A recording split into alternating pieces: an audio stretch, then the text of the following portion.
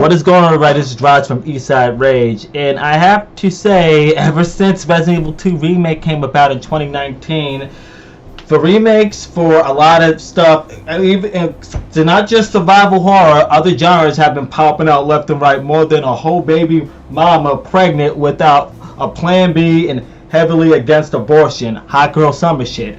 But we've seen we have seen a lot of great inspirations throughout the 5 years, though. I'm not trying to say that it's a bad thing or anything. However, Alone in the Dark sadly doesn't follow suit to the survival horror remake legacy Resident Evil is kicking ass to, unfortunately. Even when it's not being compared to that franchise, it doesn't do well on its own, really. While deep down there is a good horror game, it suffers from a lack of care in a little to a lot of great areas. As having to experience the Granddaddy of survival horror for the first time, I must say I am profoundly disappointed. It is more like a fan project or fan-made game instead of an actual remake made by developers who know what they're doing. Well, let's just get to the review because this is going to be a pretty sad one. The story takes place on the outskirts of New Orleans, Louisiana in the 1920s at Derceto Manor, a group home for the mentally fatigued. You play as a private detective, Edward Carby, and his hirer, Emily Hartwood, who trying to find her missing uncle, and there's been reports of people missing there as well. But when they arrive, they notice that things are wrong with the mansion. Gammy isn't the only client missing. As I said before, the staff seems to be so evasive, and the clients seem to be in their own world, both figuratively and literally, and the place appears to change on its own, opening pathways to other areas created by Jerry's mind and the dark man, the main antagonist. Although he's being, I'm told, he's completely delusional. Did I forget to mention that there are monsters walking around that only the player can see? Yeah. So it's up to Edward and Emily. They must work together to uncover the vile voodoo secrets of Derceto and put an end to the bizarre murders and the cult ritual, but which is I believe the black sheep of the woods is going on. Okay. Now, as you can see, if you played the original, I did my research because I didn't. I looked into it. Plot kind of, changes a bit or whatever. They, changed the plot a bit, but it kind of makes more sense, honestly. Instead of, I guess Jeremy being, hung in the attic. He hung himself, but he didn't technically die. But you can see there are differences with the plot. Okay, so yeah, I think they did a good job in that area, but yeah, back to the game, as far as the campaigns, both characters have more of the same, campaign. They do have, but they have different cutscenes, and Emily, she has access to an extra room, which is the morgue in the mansion. So I highly recommend you start off with Emily Hartwood, because the story makes more sense due to her not being a total outsider. Unlike Edward, although he does play a good role, I'm not gonna lie, people aren't that evasive towards her. You get more insight to what's going on, more in touch with the mansion. Like I said, you get access to morgue, unlike Edward. And although it's not other stuff, but it's mostly that. Although I beat the game with Edward for the first time, still left me with a question mark after I beat it, because I didn't know what the hell was going on, honestly. And I didn't have a good idea of what happened, but when I played as Emily, a lot of question marks cleared up. So don't make my mistake, play as Emily first, then play as Edward. Yeah, okay, because alright, but as for the characters, Edward, he's not just an outsider or whatever. He's hired by Emily, but I read his letters. It seems like he was trying to get rid of his debt. From the trip from Derceto, he seems he's also in a lot of guilt from drinking, from his drinking problems and gambling, which got him into trouble in the first place. Not to mention, he's in a line with this little girl called Grace Sanders. I believe he was trying to save one of her parents. One of her parents, but he didn't help her in time, and that's probably the reason why she's in there.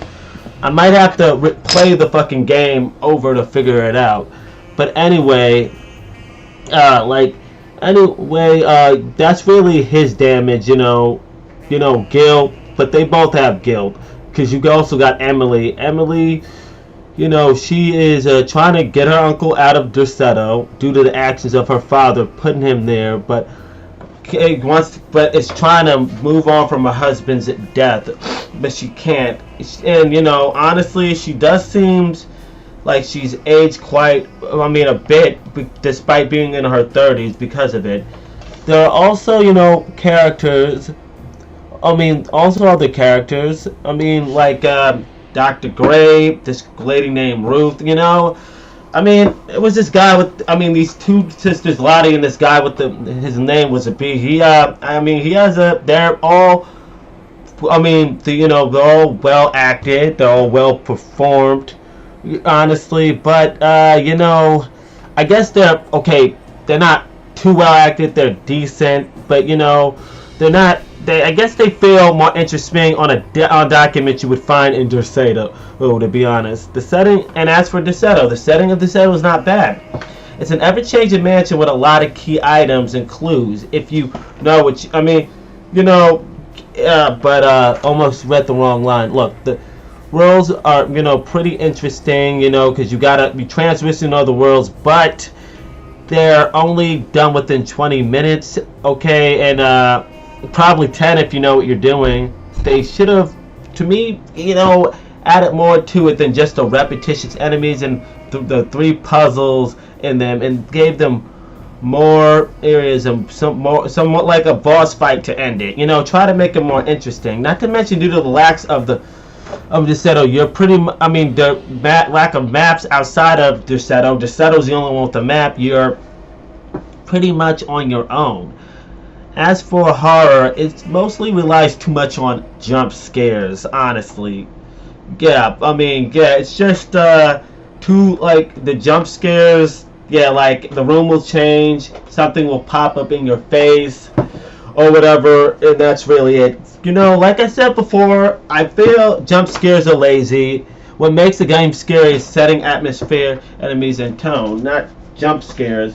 But besides that, trying to back up to the level design, the mansion is good or whatever. However, dude, sometimes the mansion, they will block off certain areas although you unlock them, and you gotta find another way around. I think that's kind of stupid, because I went through the trouble of unlocking shortcuts, unlocking doors, so just in case if I forget something and I want to double back too fucking bad, you gotta do it next time. Not to mention, even when you're technically on the last level, sometimes this will happen. You climb up on a ledge, you see two items or whatever, you try to grab them, you climb up on a ledge, you try to climb down, you can't grab them. That's just weird, if you ask me. They need to put in a patch for that, because sometimes I find myself missing items that I could have easily grabbed. And as for the other worlds, I would say, like I said, they, are very short, but the one that wasn't all that interesting was Emily's husband's, war. Him being in the war or whatever. I think probably was World War One. I'm not sure. Honestly, I didn't really pay attention to that. That one was, it was just boring, very repetitious. You're just avoiding this big behind, blind enemy, trying to crawl away from it, not making any noise. I felt it was trying too hard to be scary, but I was out of there in 5 minutes. But yeah, I guess we could just move on to the gameplay now. The story is interesting, the characters are decent, the atmosphere and setting got a lot of things going for it. The level design, like I said, but let's talk about the gameplay, where I feel, a game should shine the most. But sadly, it doesn't. It's a fucking mess. Although it does have that basic survival horror concept where you explore and conserve your resources and fight and avoid enemies to get key items to progress, but its execution just isn't there. Outside of the puzzles and exploring the mansion, I didn't really like the gameplay. It feels so unfinished in a way and outdated. You can get stuck on something just by trying to walk up on a pot or the floor, or something stuck. Or something, just like a board stuck up off the floor or whatever, or inside of a wall, or you can end up inside of a wall, stuck on the wall with an enemy, jumping your ass, like you're getting your ass beat into initiation, like fight back. And sometimes I do, but it's not enough, so I gotta watch out. Not to mention getting completely locked in a room simply for picking an item. But I'll get to most of those game-breaking glitches later. Although I finished both campaigns in about 11 hours. The first time it was 7, next time it was 4. Well, of course it was going to be easy, faster, because I knew what I was doing at that moment. I encountered so many game-breaking glitches. Furthermore, every animation feels so stiff and clunky when I'm running away from an enemy. I don't even feel like I'm running. Like, bro, in the fucking combat, it's so fucking ass. And I hear you guys, oh, you're Raji, it doesn't matter. And this is survival horror. Like, come on, survival horror, combat shouldn't matter. No, shut the fuck up. Because this point, you fucking survival horror fan, fucking making is fucking retarded as hell. If I'm giving a weapon and ammo, I'm expecting them to work decently. So therefore, the combat shouldn't be like that. God damn it. And Jesus freaking Christ, man. I don't understand that. Like, the melee combat even feels like it was ripped off from an old RPG. It feels like I'm not... And the hit detection, it almost isn't even there. It feels like I'm not doing nothing. All I gotta do is spam until they drop. Like, and as for the weapons, you get a pick. You can find them throughout the world, but they're breakable. You get a pickaxe, sledgehammer, or a cross, etc. But the way they control, they all control the same, and they all break after a while, no matter what it is. You get guns though, which aren't that bad to control, and they're not that bad to control, but they lack recoil, and they consist of a pistol, which both protagonists start off, differently or whatever. Two types of pistols that both protagonists have. There's a shotgun, a Tommy gun, and a flare gun, which I might say was pretty useless. The gunshots do damage, but sometimes are really inconsistent. And for those bug creatures, yeah, they are just like bullet sponges. I don't know. But anyway, it feels like the enemies are just swallowing your bullets sometimes. Big pause. You can also use, which is actually the most useful, is those throwable weapons, the bricks and everything, and alcohol you can find to, slow them down and set them on fire, which is really useful. Running away and dodging, now getting to that, can be annoying. The characters move really slow, and due to the game's poor hitboxes, I find myself getting hit and attacked by, while dodging and run away from enemies. Not to mention the characters cannot move fast while reloading, so if you're surrounded by enemies, like anytime, not just, it can be very agonizing. So you just better back up, reload, and hope for the best. Now, the boss fights, there are 3. Well, let's just say there are 2 boss fights, because you can't fight the Dark Man at all. You just run away. If you try to shoot him, you'll blow your brains out. However, the fights are easy, and the last one was really tedious.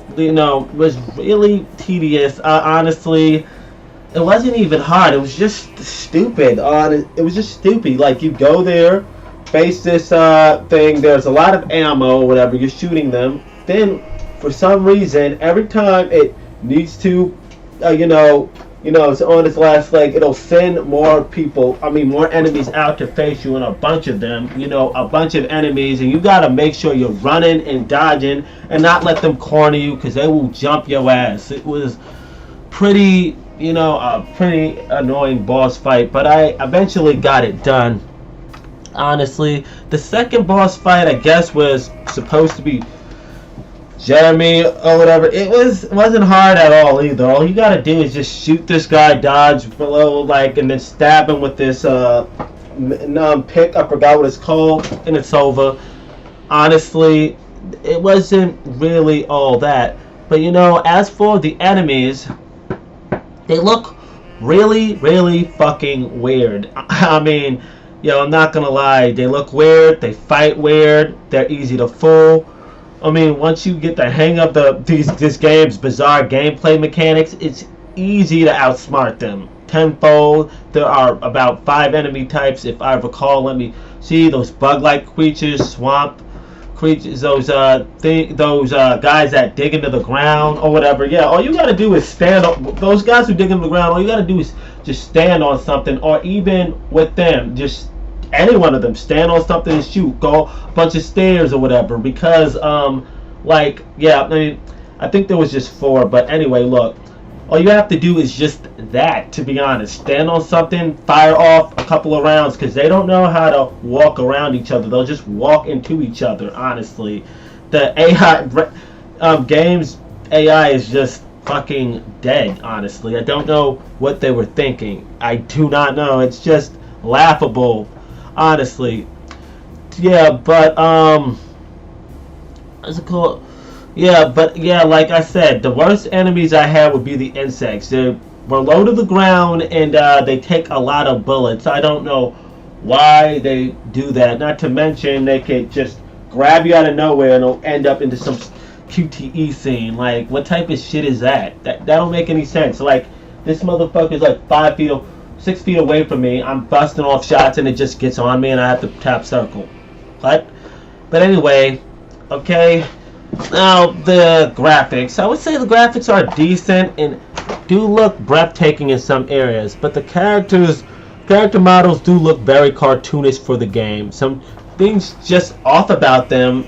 I don't know if I can't explain it, but they just don't fit in well with the environments.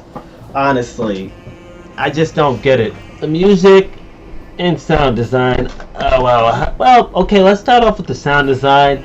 It's really off. Sometimes they don't even happen, and if it do, sometimes it don't even sound right or whatever. Like, honestly, this game is missing. Yeah, the audio does sound weird, and it sometimes sounds closer or further away than it used to be. It should be, but at least the music's on point, and I feel like Fletcher was in charge of the fucking orchestra that made it, because the jazz music feels very iconic. In the cutscenes, it feels like I'm watching an old horror movie. I love the jazz music. I gotta tip my hat to them in those areas. The game obviously need more time in the oven, moving on to how the game works, how it runs. Like I said, glitches and technical issues are everywhere, from getting stuck in the objects that happen more than they should, to frame rate drops occurring out of nowhere, which will result in a crash sometimes, to you being in checkpoints.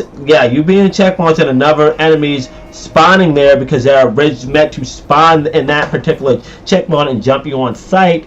That happened to me, and I almost spazzed out. You can also get stuck in the rooms if the game doesn't register if you did something that would allow you to leave. Pop-ins happen. The world sometimes will fade out and then come back even though you're in that particular area. Enemies will spaz out. And everything. A lot of things will happen in this game. Like, it was poorly optimized and it just lacks polish in the right areas.